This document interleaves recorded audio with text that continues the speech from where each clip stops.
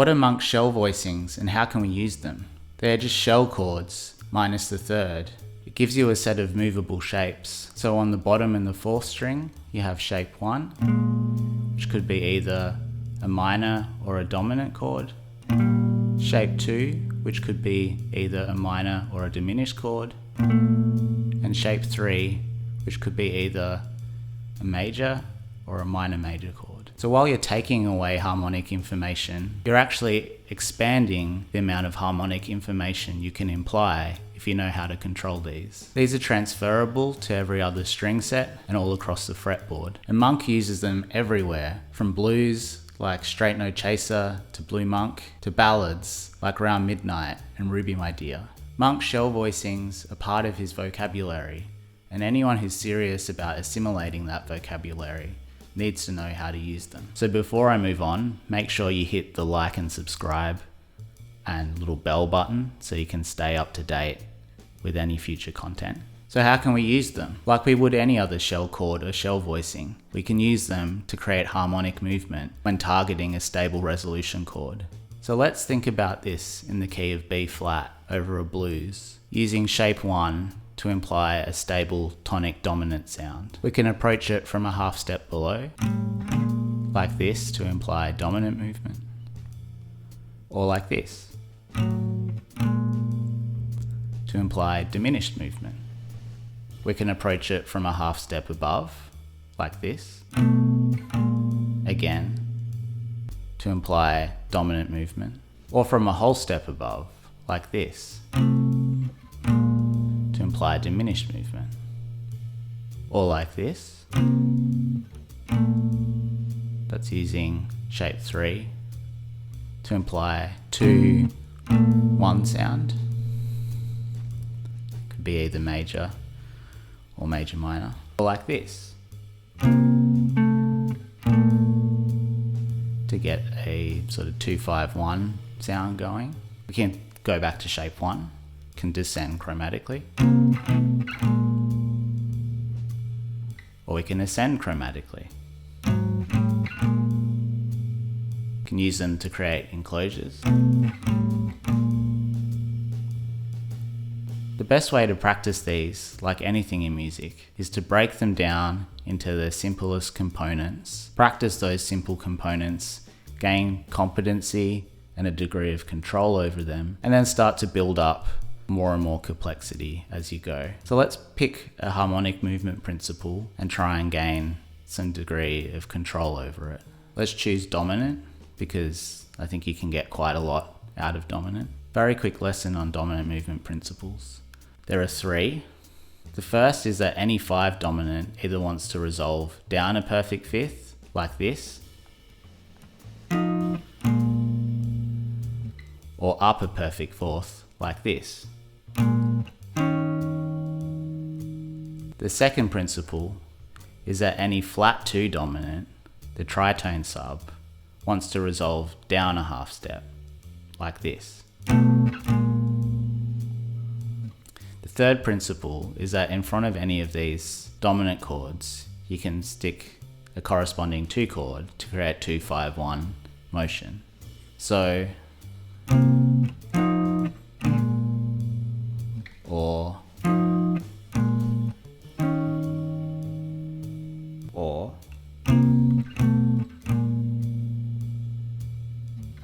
before you put on a metronome to start practicing these, I'd suggest that you just sit down and explore the different possibilities there are to create more and more harmonic movement as you target that stable resolution chord, which in this case would be the B flat 7 tonic dominant. So you could try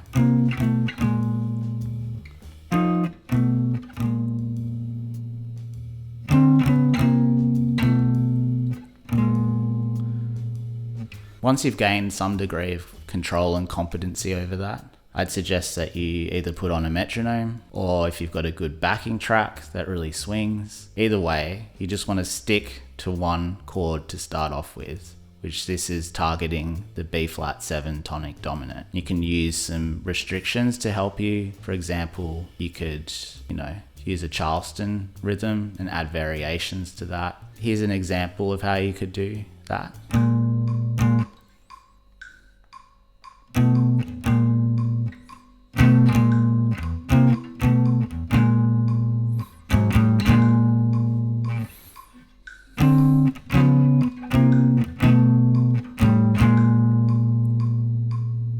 I actually added some other movement principles there, such as chromatic movement, which you can basically just approach from anywhere. A half step below is also a really cool sound. Once you feel like you've gained some competency and control over that, I'd suggest that you repeat the whole same process for the 4 chord. Once you're feeling confident and competent with that, put on a metronome or a backing track. Again, just vamp. Then start trying to move between the 1 and the 4 chord and back again. I'd really suggest that you spend a lot of time on this, because you're going to spend the majority of your time moving between a 1 and a 4 chord if you're working on a blues.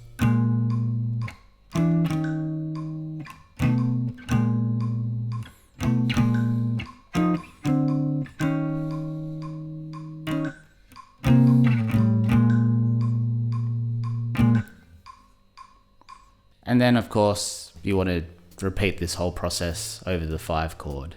And obviously repeat these exercises with the other shapes and other movement principles, but I'd really highly suggest that you stick with dominant as the main one that you want to focus on. That's because I think there's a lot that you can squeeze out of dominant movement, and obviously adding some chromatic types of movement. So to give you some sense of how much you can squeeze out of them, I've recorded myself just practicing some comping, transcribed it, turned it into an etude. It's just based on the chord progression to Blue Monk, which is a 12-bar blues. I've added some chord substitutions into that.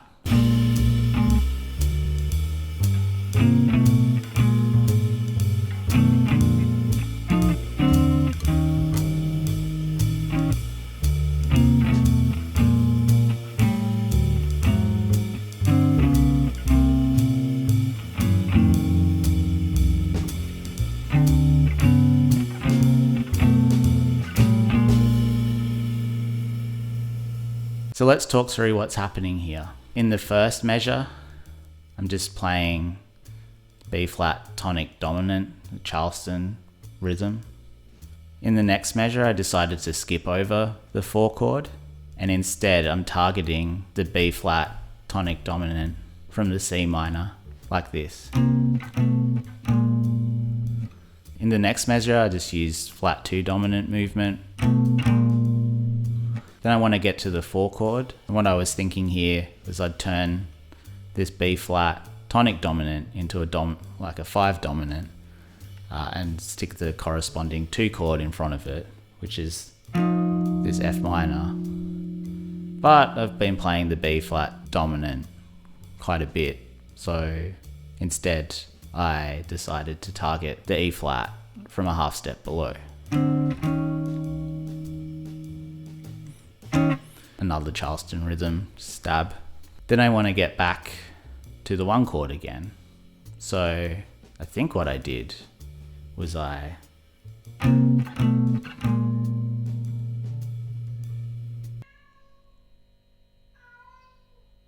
that's just our cat Biscuit complaining. Instead of going straight to the 5 chord, I wanted to stick a 2 chord in there, which is a C minor. But also before getting to the C minor, I wanted to put another dominant chord in front of it. It's 5 chord, which would be a G7. So I started descending down to that G7. But I think I only got as far as this A flat. And then I decided, well, I don't want to play G7. I want to play the 2 chord of that G7, which would be D minor. And then I just started descending down to the C minor. Then I used the flat 2 dominant to get to the F7. Obviously now I need to get back to the 1 chord, but instead of going straight there, I decided to go to the 3 chord, which is D minor. And then I'm just descending down in this. Obviously it sounds like chromatic movement, and in one sense it is. It's actually just playing a whole bunch of 2-5-1s.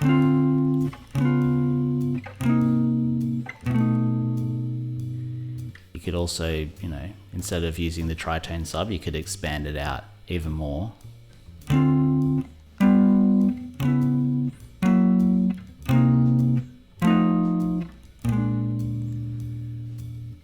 But instead of resolving straight to that B flat 7, actually, I think I did that to resolve at the end.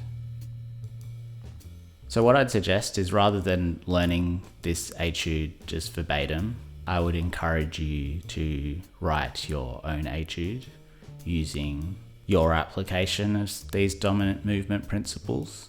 But importantly, I think you should practice them in such a way as to gain competency and control over them, because that's what will enable you to play them spontaneously and freely and creatively in real musical contexts when you're accompanying someone.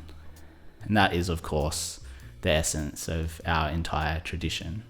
I think this is what Monk meant in his advice to Steve Lacy when he wrote "Always Know," which obviously that was a joke that Monk liked to tell people, because "know" is Monk in reverse. But I think what he's also getting at is the more that you can control simple concepts, and Monk is the master of simple concepts and turning them into quite complex, beautiful music.